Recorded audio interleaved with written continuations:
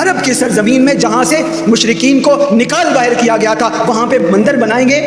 तो इन्होंने क्या समझा था कि वो खालिक जैसे नवाजता है, वो जैसे नवाज सकता है। उन्होंने क्या समझा था कि वो किसी काम पे चला गया है, वो आराम करने चला गया है। ला ताखुज़ुहु सिनतुन वला नौम, उसको कोई नींद नहीं आती, कोई ऊँघ नहीं आती, वो इसी कायनात के इंतजाम को चलाने में लगा रहता है। इन्होंने क्या समझा था कि हम अल्लाह की ज़मीन पर जुल्म फैलाते रहेंगे।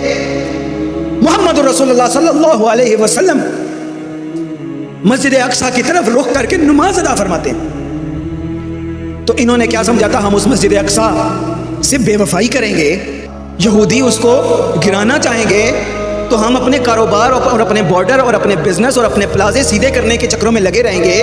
तो इन्होंने क्या समझा था, जो ज़मीन से ख़जाने निकाल कर दे सकता है, उन्होंने क्या समझा था कि वो खालिक इसका ज़मीन को हिला नहीं सकता कि तुम इसके अंदर धंसा दिए जाओ।